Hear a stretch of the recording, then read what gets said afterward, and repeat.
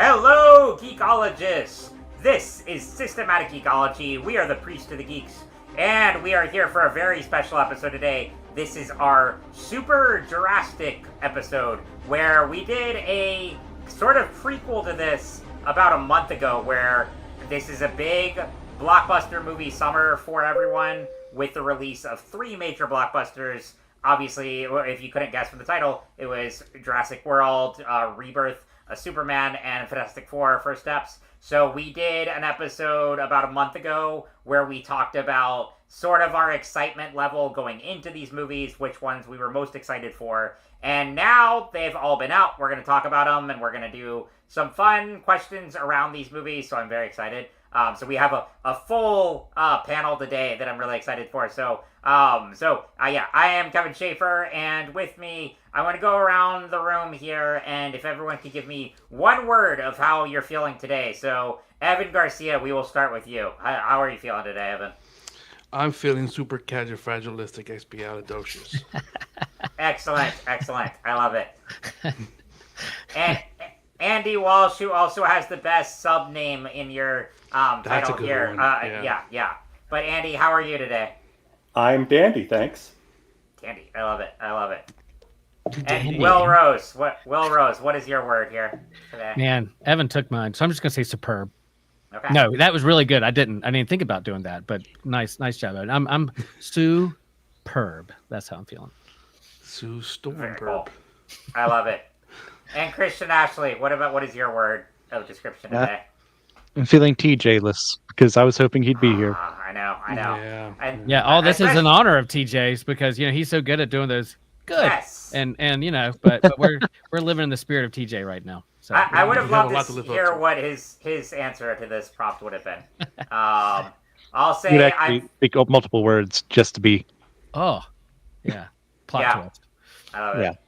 I will say I'm feeling punk rock today. A little setup for this episode. So yeah. So thanks guys for being here. We are very excited for this one. So we're gonna get into each of these movies before we get started. Thank you all for being here. Please, if you are on a laptop or you're watching on mobile, please like, rate, and review the show. This is on YouTube right now, and the promise still holds. We say it every time, but if we get 50 likes on an episode on YouTube, Will Rose, Will, what are you gonna do this time if we get 50 likes? I will film myself being chased by a dinosaur going down a river in an inner tube. Okay, that's very specific. I love it. But yeah. So if you want to see that, all you have to do is hit the like button on YouTube. And again, whatever you listen to your podcast on, please like, rate us, review on there. You could also support us on Patreon. We got some cool merch too on our site, so just look us up. We love your support, and yeah, so we're just gonna get into it today with I guess we've got a lot to cover with this topic. So again, and if you have not seen the previous episode, if you wanted to kind of get at what our thoughts were going into these movies, you can go check that one out. But yeah, so now we're going to be talking about each of these movies extensively, and we're not going to reveal rankings just yet, but let's start just kind of going around the room, and if we had to describe the main plot of these movies in one sentence, what would be? I could start let's start with Superman. So I had a log line here is: an extraterrestrial encounters the best and worst of humanity, but chooses to fight for them while also risking his life dog sitting. That is my little pitch for Superman 2025. Well, yeah. Where's that applause sound effect? Where is it? That is. Yeah. So that is my first Superman. Will, we'll start. What's your first Superman? What's your little log line pitch Okay. there? All right.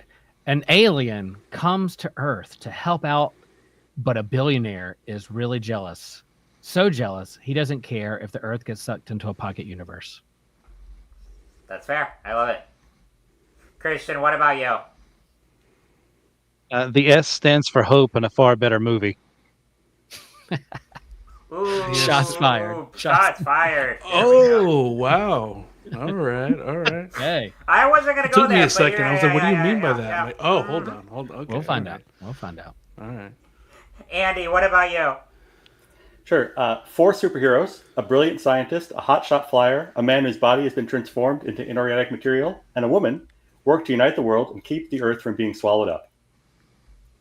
I love it. That's very accurate there. I love it. Evan, what about you?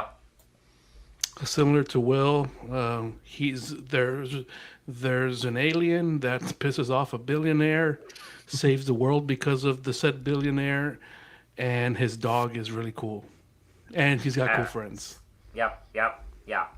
I love it. Oh yeah, Crypto. I think it's hard to describe this movie without Crypto in there because he plays such a pivotal role. But Yeah. Awesome.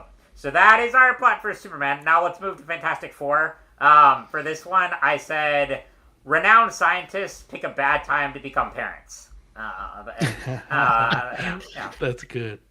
So I don't know if you've seen, like, there's these, like, the challenge of describe a film plot badly, and I have a lot of fun with those, so I was kind of near that. Good. But It's yeah, good. yeah. That's good. So, Will, what about you?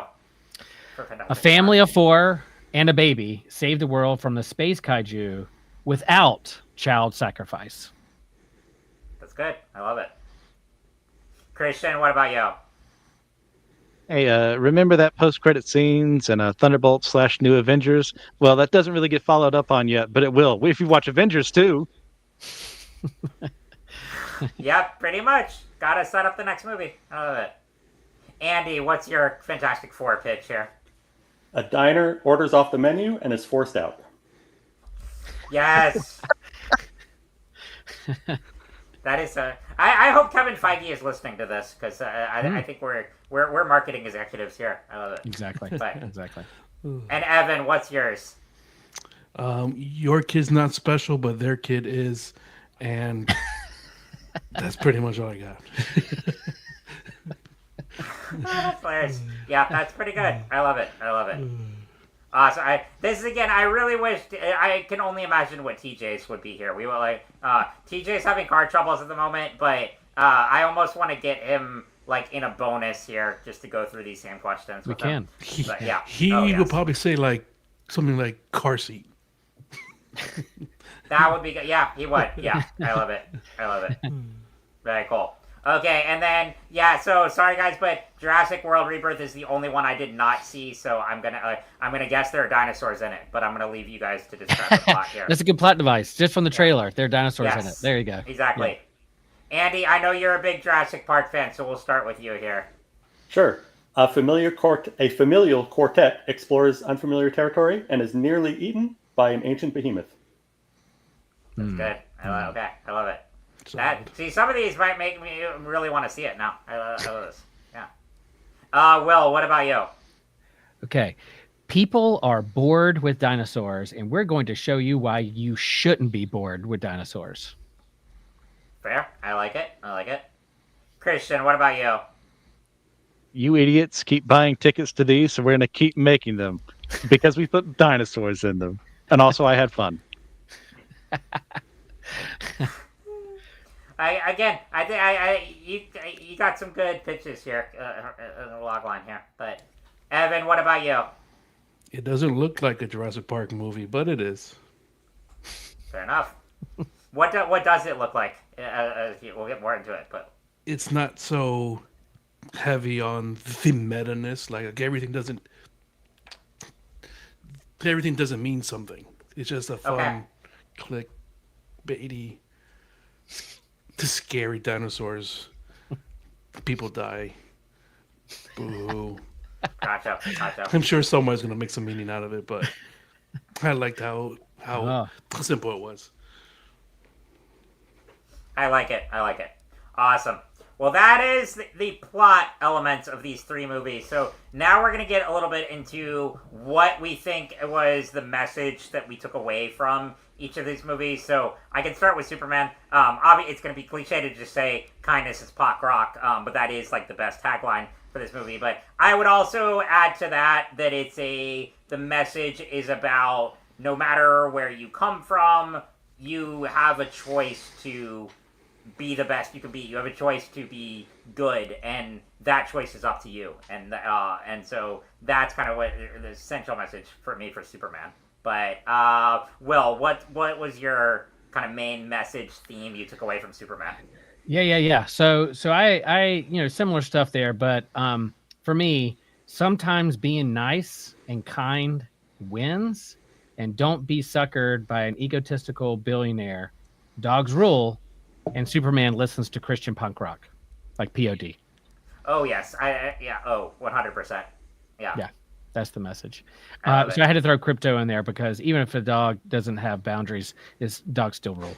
Dogs still rule. I mean, no. Have you seen that? Like, just a side point to that dog adoptions have gone up since Superman came out. Like, I love it. Like, I mean, that's beautiful. Yeah, that's beautiful. I love it. Let's see, Evan. What about you?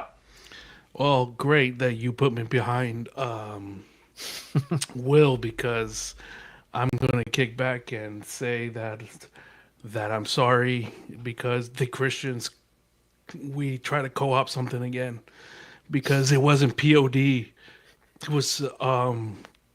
was a James Gunn old band from a college called the PODs. Yeah. See, I was us like, Christians oops. always co-opt them. Yeah. I was like, oh no. And then there's a dog. Oh, and a big part of it is that sometimes billionaires do get arrested. Sometimes it was nice to see it happen here. But yeah, great. Let's see, Christian. What about you? If you want people to act heroic, be the superhero you want them to be. Amen. Definitely. Perfect. Good. Andy, what about you? Do as I say, not as I do. Pretty much. Good. Yeah. That's the point. I love it. That was good. I love it. That's awesome. Sweet. Well, I think and we'll get into more. I think of these themes but let's do Fantastic Four next, and then we'll kind of go, and then we're gonna do a broader discussion as well. But Fantastic Four, I was thinking about this too. I mean, obviously, family is a central component, but I guess that was because this is, I don't know, maybe this has to do with my thoughts on the movie. I don't think the themes are as strong here. So, but I would just say that family is important, be that, and that's not just blood here, because obviously, like, Ben Grimm is not blood relative, but that whether it's your chosen or your biological family, support each other and do good as much as you can with the ones you love. So, I'm sorry, did I say the wrong movie? Because I was mentioning Superman. No, you're good. Fantastic. No, We just did the Fantastic Four. Oh, yeah. We're doing Fantastic Four now. You said you did Superman. You're good. Yeah. But yeah. Okay. Yeah, good. Will, what about you? I'm curious what your thoughts on for this one was. Okay. All right. I got it. Cosmic surfing is rad.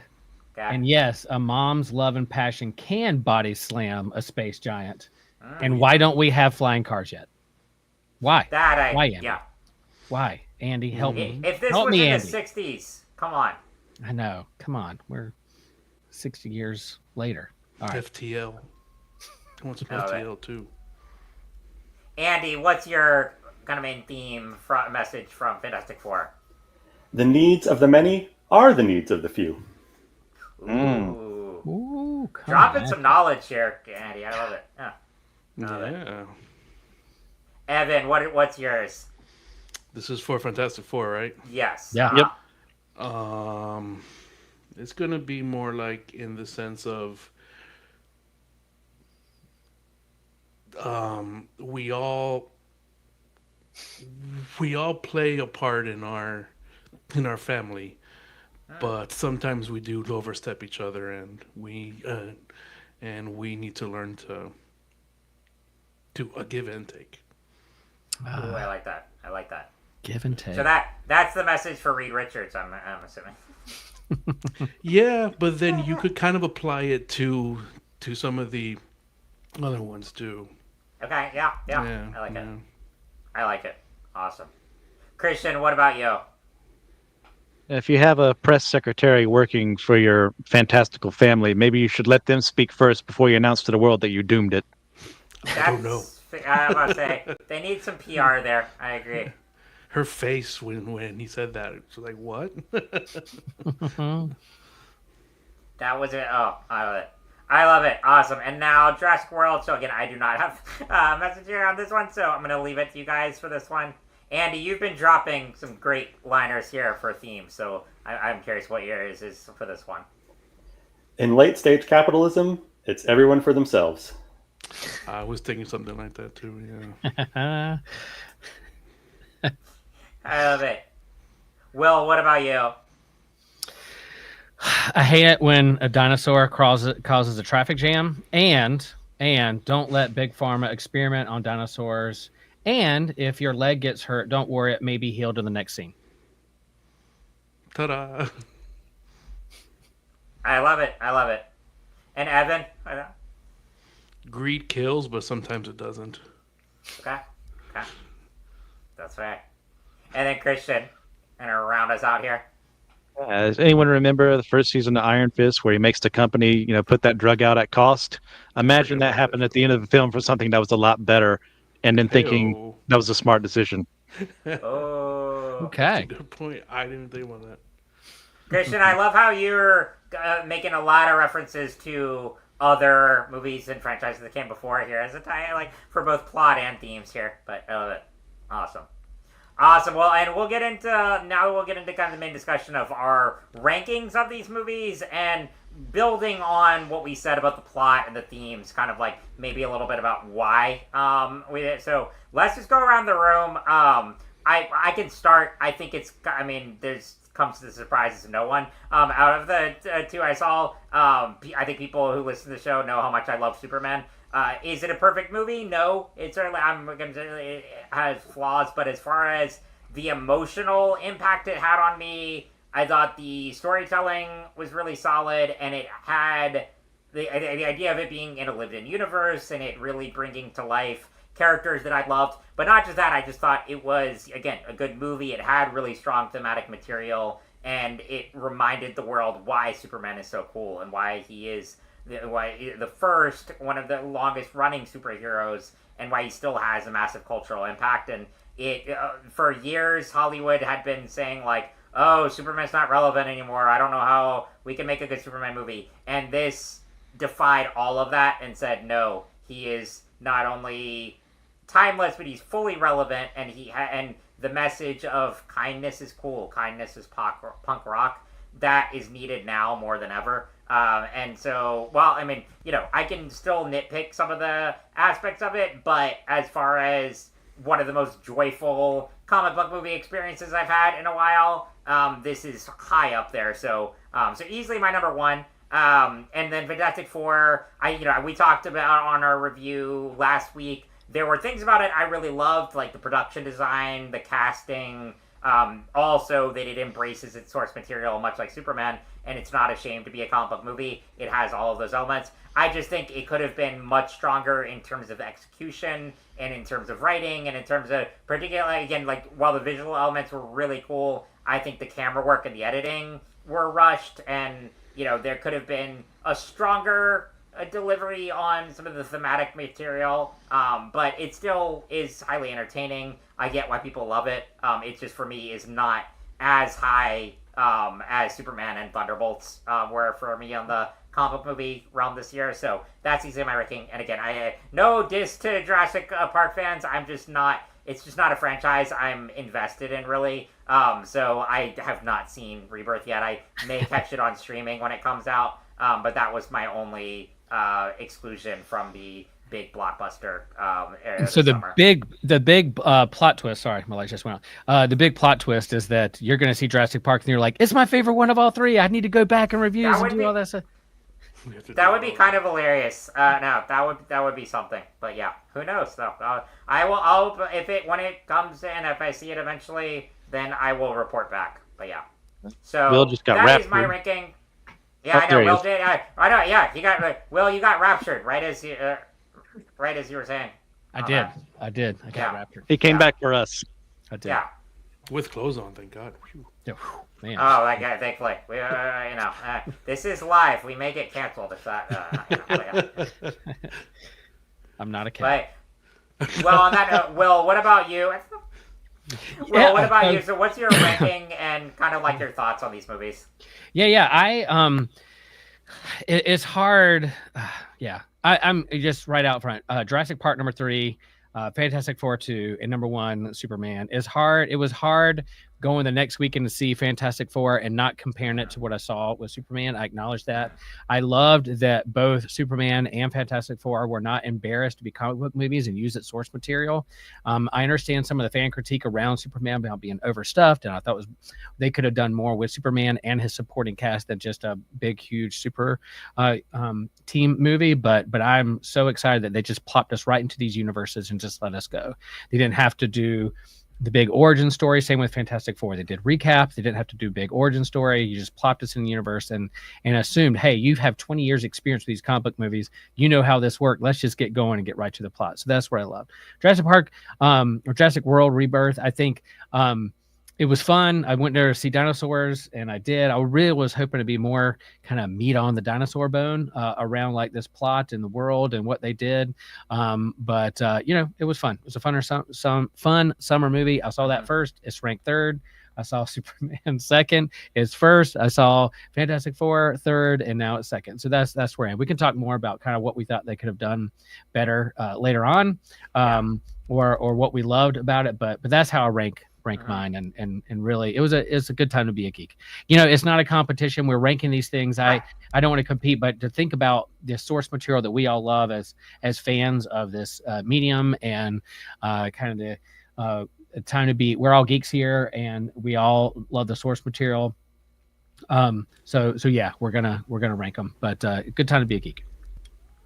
Totally agree, and that's the thing. Like, the ranking we're doing just for fun here, but I want to emphasize, if you are a major Jurassic Park fan, this was your favorite, absolutely, go own that, love it. And, like, I think, to get 3 big blockbusters like this back-to-back from different franchises, what more can you ask for as geeks and as movie fans? So, love whatever you want, but these are just our personal rankings. And also, if someone can keep track, so we've got, Christian, are you able to just keep track of because we'll do like a tally at the end here. So right now, well, it looks like ours so are far. I'm about to say it's the same so far. So yeah, sounds good. Andy, what about you? Because I'm curious because you have not.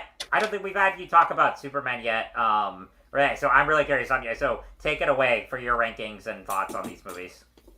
Sure. So to cut to the chase, it's Fantastic Four 1, Jurassic World 2. Superman 3. Okay. Wow. Fantastic Four, goes number 1. I think mainly on the strength of a really rousing score, a theme that has been stuck in my head for the week before I was listening to it and all through the movie. I enjoyed the subtle little characterizations between the characters, and I was really appreciative of the way that science on a social scale was a big part of the solution in the film. Not just a genius doing a thing, but everybody working together around the world to collaborate on a shared goal and a shared effort. So that's what put that number 1. Jurassic World number 2. I just had a lot of fun with it. The more I think about it, the less sense it makes. It's kind of it has an opening like 5-minute prologue that has absolutely nothing to do with the story or the rest of the movie. But watching the movie, I had a good time. There were some really cool, dinosaur sequences, and that was about all I wanted out of it, and that was what I got. And then, Superman really just broke my heart. I wanted it to be the movie that I think everybody else saw, but for me, it just wasn't. It said a lot of good things, but I don't want to hear Superman talking about torturing people. I don't want to watch Superman bludgeon people with other people. And I don't want to see Superman kill his enemies as the solution to the final challenge, right? We had a decade of debate over that, and I just didn't want to see that again. And I left the theater before the credits were done because I could not listen to that John Williams theme play in conjunction with that movie anymore. And it just, broke my heart because it kept saying, and it would pull me back in. It would say things that I thought were good things to say, like, Hope is the real punk rock. But then what it was actually doing, I couldn't go with it. So that was my own personal reaction. I know everybody has different reactions to different things, and that's fine. I'm not saying it was a bad movie. In a lot of ways, it was a very well done movie, and that's part of what made it so frustrating for me. But yeah, that's briefly why it comes in last for me. Andy, for clarification, are you saying when Superman was kind of going all out against the people in the like suits, like the Iron Man armor there at the end of like killing people? All throughout. So when he's fighting the engineer, he uses and Ultraman. He uses the engineer to bludgeon Ultraman, or Ultraman to bludgeon the engineer. I forget which was which.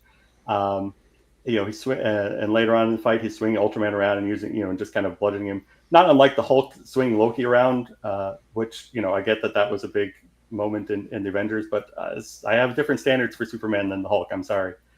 And then the fight against the Raptors, right? I don't want to see Superman punch somebody's teeth out in slow motion, especially a normal human with no powers or anything like that. That's just not something I want to see. And that's always been an issue I've had with James Gunn with the Guardians of the Galaxy movies too. The gleefulness with which the characters engage in lethal violence has never sat well for me. And when it was in the context of a Superman film, I couldn't go there. Gotcha. All right. It's a fair criticism. I think, because I think it's something like the Suicide Squad. It's like, yeah, you expect that from those characters, but no, it's something honestly, because the first time I saw it, I was almost thinking those like armored people at the end were robots, so I wasn't even thinking, and I forgot for a minute that they were humans, but no, it's a valid point. So yeah, cool, awesome, thanks, Eddie.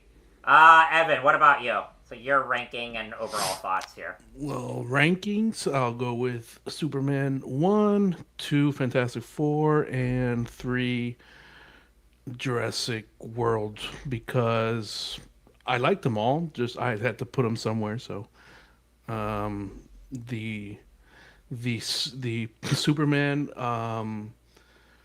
it just gave me that, like, I was just so pumped. I just felt so good watching that movie. Me and my son were singing to the soundtrack after, and he just felt good, man. He just felt good, and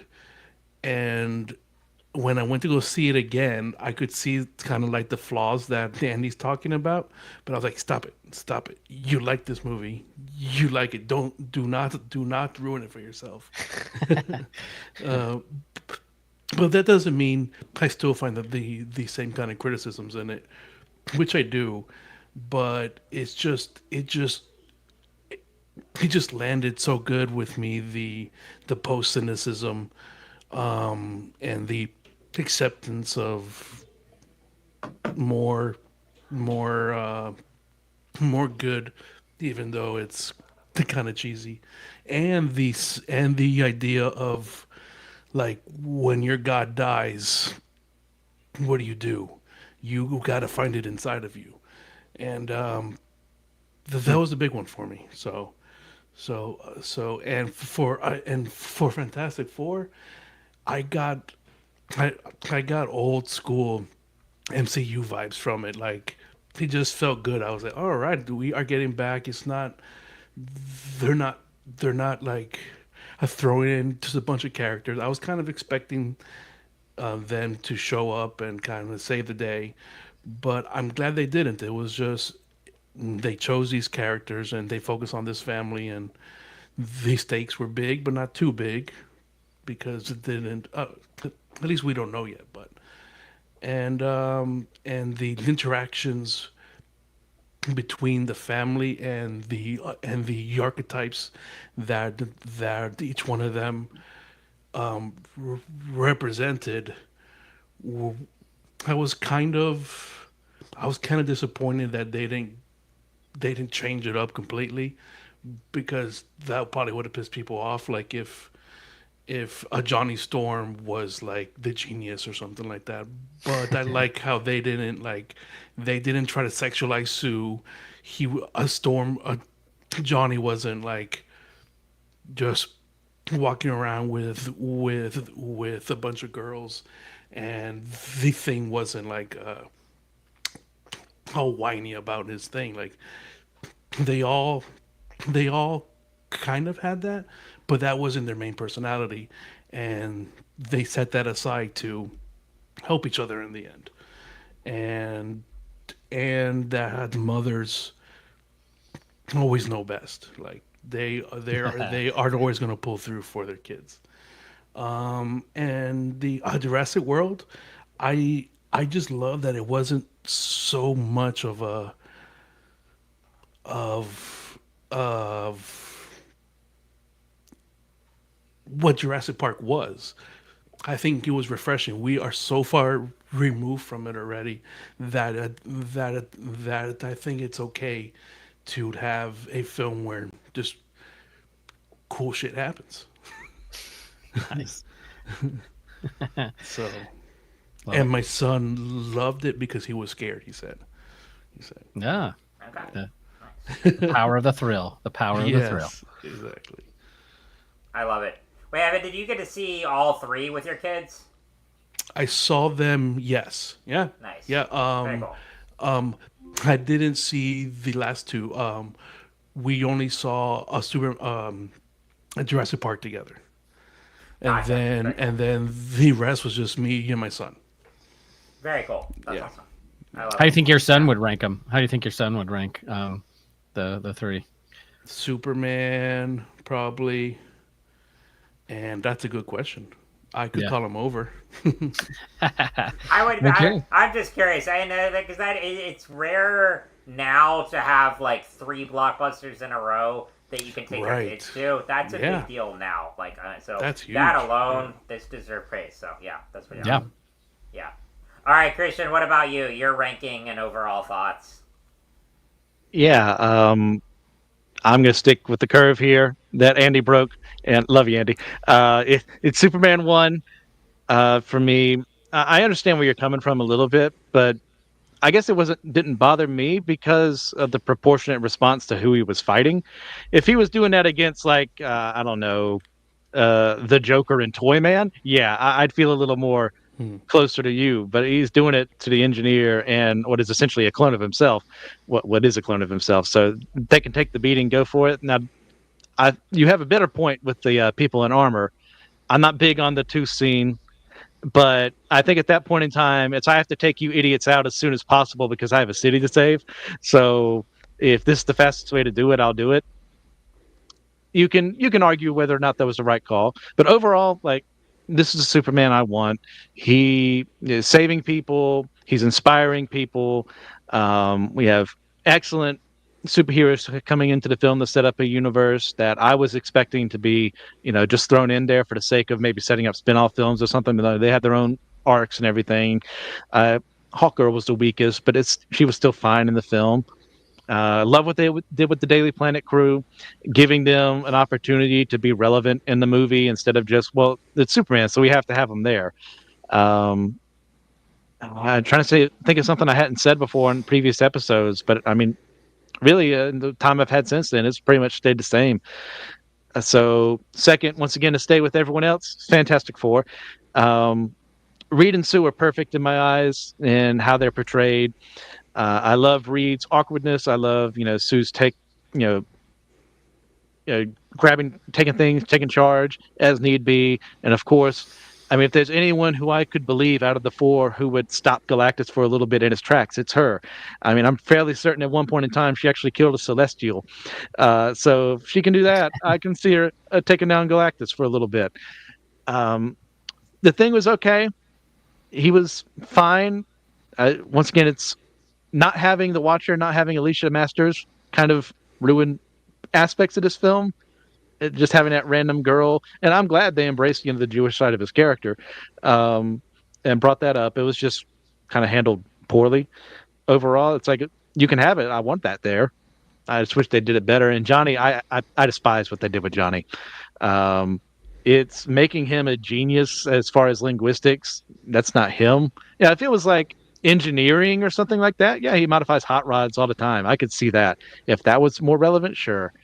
But Galactus, excellent. Silver Surfer was I think I like her a little more than I do Johnny in this film, but it's not great. Once again, I was waiting for the reason why it had to be Shia LaBeouf instead of Norrin Rad, and the answer was there wasn't one. They just wanted to do it. But overall, great film. Lots of good fun, great fight scenes, great exploration of space, of using science to better the world, of working together. Yeah, the scene where she convinces people is weak, but it got to the end point of people actually getting the job done. Then Jurassic Park, it is what it is. It's a 5 out of 10 for me. There were dinosaurs in the film, and they were scary. That's all you needed to me to actually enjoy a Jurassic Park film. I'm not expecting Citizen Kane. I'm not expecting, the greatest film in the world. They gave me what I wanted. I'm not seeing it again, but they gave me what I wanted. So I think with our rankings there, I don't know. I don't do mathematics. I need TJ for that. So it was basically Superman, Fantastic Four, and Jurassic Park, except for Andy. So however the heck that breaks the curve, whoever failed the class, blame him. That's I'm right. I'm not good at math either, so I cannot. And Andy might be. I did put this out there on the polls on the social medias, and the we had a few chime in, and most of them were like Superman. It was kind of their favorite. They kind of lean into. Hearing Andy's kind of critique, I can definitely see where James Gunn's style can rub some people the wrong way when those things. For me, I do like his directing style and the soundtrack and the brightness of it and the kind of quippiness of it. I was captured by. I do think we're all winners because all these movies capture kind of the heart of what these characters are. At least for me, that's what it is. Andy, the different thoughts in terms of how Superman was portrayed, but I do think a kind of the core of who they are was portrayed. And what I really loved is that finally we get some comic book movies, some movies that aren't embarrassed of its source material, that they're not embarrassed that it's a comic book movie. They don't have to ground it. They're not thinking, oh, what are the non-geeks going to think about this? They're like, let's just do it. All of them watch like a comic book reads, and I love it that people are now coming to me and asking like, hey, what's a good Fantastic Four run that I could read? What's a good Superman run that I can read? I want to hop into some of the source material and see, and that brings me joy that they can do that stuff. And so they've opened up the universe. For me, the Fantastic Four, I feel like there's some moments that were kind of half baked that I wish they would have leaned in a little bit harder, a little bit further, a little bit be a little bit more bold. It plays safe in certain places. And I guess in my head, what threw me, that's why I want to go back and see it again, is that I was really expecting 828, that world to be destroyed and then them brought over to the proper MCU. And when that didn't happen, I was like, wait, what's going on? I really thought that maybe Sue was going to die. Maybe Galactus would have won, and that's why they come over here. But and I really want to see if they're going to set up Dr. Doom. It wasn't his movie. Let's see a little bit more, or maybe there's some tension there. The whole world worked together except for that one country. Why weren't they there? What's going on? I would have seen like an extra 20-30 minutes of maybe leaning in of some resistance there. Andy, I would love to hear, like, you really love Fantastic Four. How did you come out like hopeful, or was there some preconceived notions in terms of how they bring into MCU or the next Doomsday? I guess I'm still caught up on what the next movie, how they lead into the next movie. Maybe should I just enjoy it on its own? Yeah, I've been really trying to just watch these Marvel movies on their own terms. I feel like so much of the post Endgame discourse around these Marvel movies has been around what was happening behind the scenes. Why did this movie get made the way this did? What choices was Kevin Feige making? I don't want to ever think about Kevin Feige when I'm watching one of these movies. I'm sorry. I'm sure he's a lovely man. He's done lots of things that I appreciate, but I don't want to think about like, well, which parts did Kevin Feige do about, and which parts did Bob Iger have an influence on, and this and that and the other thing. Like, what is this movie doing on its own terms? What is the story that it's telling? Does it execute that story well? And nice. I'll worry about what comes next when that comes.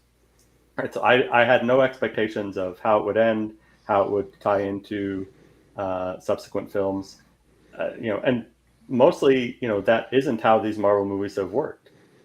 They oftentimes you think, oh, this is how it's going to lead into whatever, but it really doesn't. They really do kind of end on their own terms, and then the connective tissue, if there needs to be, comes at the beginning of the next movie. They explain how they got from wherever the last thing ended up to where they are now. Is generally the approach, rather than telling you where how we're going to get to the next thing. So yeah, I really wasn't expecting anything, and I wasn't even expecting anything based on the Thunderbolts post credits tease or whatever. It'll be what it'll be. And we'll connect the dots after we've seen the dots. But I'm not going to try to guess where the dots are and get my heart set on particular connections before then, because then you're getting disappointed for something that nobody ever actually promised you. I feel like a lot of the Marvel fans, a lot of the things that I hear people complaining about, it's like, nobody promised you that, so why are you upset that you didn't get that? Or why did you think that that was gonna happen this way? Like, let's just watch the movies that we get and the TV shows that we get. And if you like it, and if you don't, you don't, and that's fine. But don't dislike it because you think that maybe Kevin Feige made a choice that you didn't agree with, or you think that there was this behind the scene thing that you have no way of knowing whether it happened or not. Yeah. And go with that in those terms.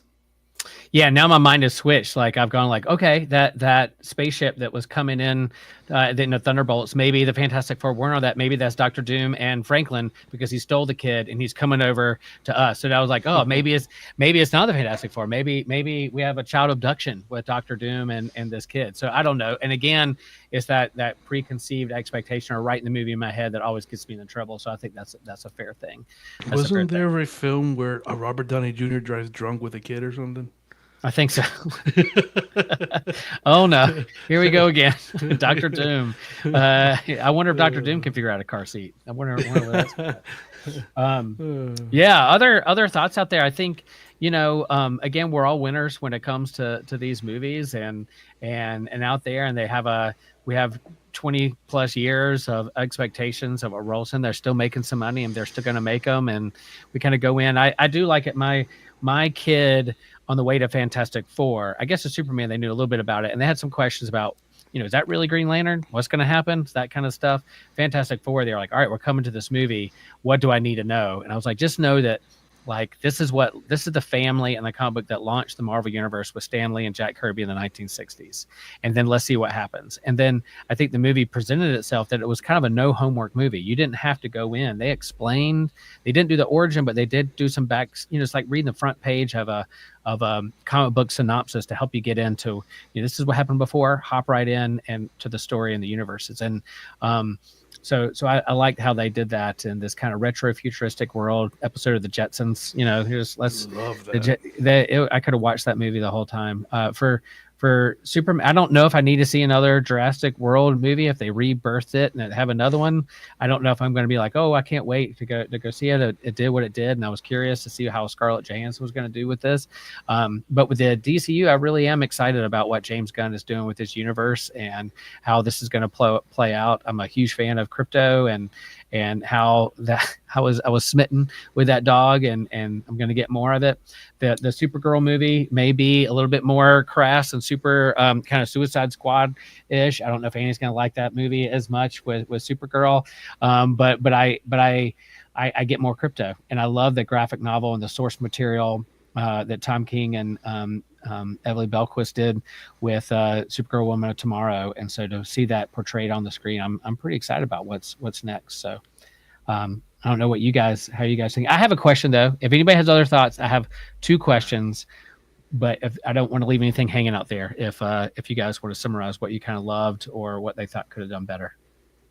I've got a right for your questions. I feel like on both Superman and Fantastic Four, I've already shared extensively. I'll just go back to Superman 2. Like, the two scenes that broke me were the John and the Pa Kent and Clark scene was just like, that felt like Superman for All Seasons brought to life, and it was such a, like, it hit me particularly at a certain time too, because like, it just was a little personal, but like, I had a close coworker passed away like a few weeks before this came out, and so like that scene like hit me territorially. And then same with the monologue from Superman to Lex Luthor at the end. I just thought that was so eloquently handled, and the like that's where you wrong about me, Lex. It was, and it didn't feel cheesy or forced or anything. It was just his direct counteract to Lex is saying you'll never understand us because you're not human, and he said no, that's what you're wrong about me because I'm every bit as human as you are, and that's my greatest strength. So I just those were like the icing on the cake for me. But yeah, and again, but that's where I kind of shared thoughts on there. So but I'm curious what your questions are though. Okay, so with and Andy too, Andy, Evan, Andy, Evan, and I are dads. We were probably in the hospital room when the childbirth happened. When they made the choice to have this baby in space, and everybody was there on the ship to watch it. Was it too clean? What do you think was going to happen? I think it's a lot messier than that. I was really scared what they're going to show or not show at the moment. I was very uneasy. Andy, bro, I had my 7-year-old with me. I was just like, oh my God, like what is happening, guys? I'm like, that was a choice. And I know, I realize we have 5 guys on this and no women when it comes to like talking about childbirth and movies, but I'm aware of that. But in terms of that choice, I think it added a sense of suspense. And I was like, what are they getting ready to do? I can't believe they're doing this here. But yeah, Andy, thoughts? Childbirth in space. I mean, yes, if we're going to be realistic about these things, right, there are a lot of things that happen during childbirth that if you don't have gravity, now that's going to be floating around the room. Yes. And including the baby. Nobody wants that, I don't think, right? That has all kinds of hygiene and engineering problems. If it was made by Christopher Nolan, then we probably would have saw that. Oh yes, right. Yeah. That was, as I think more about that movie, there's a lot of things I love. A lot of things I was like, I wish I would have leaned harder in that, been a little bit more. It was my critique of Brave and the Brave New World. I wish it was a little bit braver, a little bit newer. And some of this, I was hoping for some of that too. But that scene was like, wow, we're doing this. I loved how the thing just came in there, like he didn't miss a beat. He didn't put it in park. He just bloop and cut the umbilical cord. We're fam. Yeah, he just like boom family. Right there. I'm like, right on, man, right on. And as a surfer, watching her surf on the lava, she grabbed the rail way too many times. Is it a part of her or separate? I know. I feel like she had some sweet turns and she was riding and she was going with the flow. Cool. But dodging she grabbed those lasers. Yeah, she grabbed the rail. She grabbed the rail way too many times. I think you could do it with just your belt. I guess my other question is, with both of these, Fantastic Four and Superman, what is it about these IPs, these properties, these heroes that endures? We keep rebooting. This is the 4th time Fantastic Four. This is what number of Superman movie is this? The comics are gone. Superman's been around since 1930s. I read that book. I can understand why it resonates, but Fantastic Four as well. What is it about these 2 IPs that really resonates with us that you think that we keep trying again to tell this story, even if it's a different angle, a different way, but we love these and they're going to keep telling them? What is it that resonates with these heroes that we keep telling the story? They're the first. I mean, Superman is the first. I mean, as far as DC is concerned, superhero. And yeah, Marvel had their own superheroes during the 40s, but as far as like the new age of Marvel in the 60s, they were the first. They're the ones they've tried for years to try and replicate that. And your mileage may vary on how some of those turned out. But did you get to see? Because they're really, I mean, if they were doing things correctly, they would have started with them. So it's nice to actually see them and see what the world would look like if they were actually the first superheroes on their planet, which is why I'm glad they went with the alternate universe thing. Yeah. And see people inspired by them and the villains inspired by not inspired by them, that rise up that they have to oppose.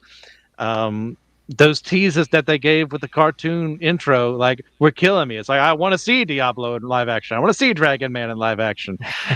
Because the Stan Lee, Jack Kirby run is fantastic. I mean, there's no other word to use. That's like 103-ish issues. And yeah, not everyone's the winner, but for the most part, they're pretty great. and they introduce concepts in the Marvel Universe that are used to this day. So I want to see that, especially in a universe where, we're having all these Marvel characters interact. I want to have the first family there. Then on the Superman side of things, like, we're not here without him. I mean, yeah, Batman does come a little after that. And yeah, there were superhero figures. We have the Phantom, we have the Shadow, we have even a Scarlet Pimpernel, if you want to go that far back, and Zorro. But, like, as far as comics, like, he's the one that got us to where we are today. And I want to see him done well. I want to see him broadcast. This is compared to what we had before in the DCEU. I want to see a new take that actually inspires me to continue watching these films, and that most definitely did. Nice. I would say, echoing a lot of that, yeah, I mean, even like my dad is a sports buff. He's never like into comic books or anything, but he grew up watching the George Reeve show and all that. Like, I mean, and then I grew up on Superman the animated series and comics and movies. Like, Superman is timeless. He is the first. He has this rich history, and I think in the case of Superman and Fantastic Four, as fantastical as they are, and as like they have these otherworldly origins, what makes them enduring is their relatability. So with Superman, he is still, he comes from a farm in Smallville, Kansas, and he's raised by people who want him to do good in the world, and he's wrestling with these feelings of being an outsider. And even if you don't come from another planet and you're not, you weren't sent here from as the last of an alien species, I don't think any of us in the room have that origin, to my knowledge. I don't know. Maybe Andy will surprise us. I don't know. But I don't. Or Will's standing up right now. But regardless, I think most people have felt at some point like an outsider, or like, they're still go through this kind of identity thing, and that's really what makes Superman relatable, more so than his powers. It's his humanity and same with Fantastic Four. So much of, especially those early comics, they're struggling to pay rent in the Baxter Building, and they're even as celebrity superheroes, it's like they have these grounded everyday problems that other people can relate to. So it's that lens between the otherworldly and then the human basis that helps us connect to these characters. So I think that's why they're some of the most timeless and relatable. Nice. Evan or Andy? I'm gonna start, but I want to pitch it to.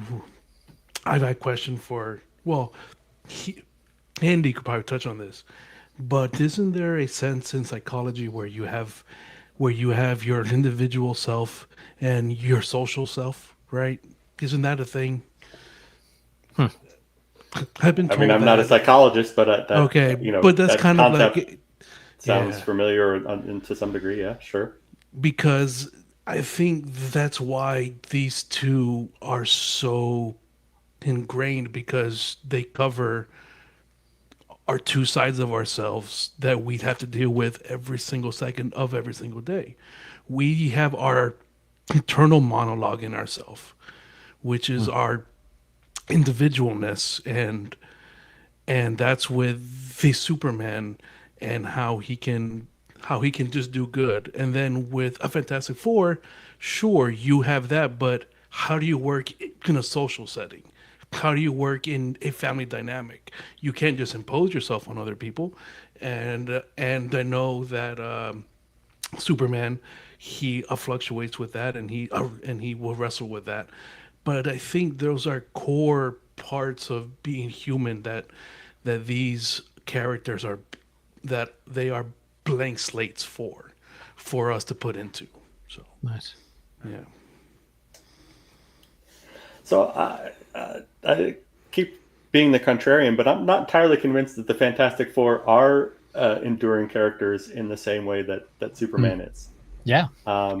Yes, they keep coming back to them, right? Every 10 years, like clockwork, there's going to be a new Fantastic Four movie. But yeah, I'm not entirely convinced that that's because there is this timeless quality to, or this ongoing engagement with the Fantastic Four as a story and as a concept. Right? I think there's a lot of reverence for the magic that that came together when Lee and Kirby worked on that initial run? Absolutely, right. It is a classic run. It is a seminal run.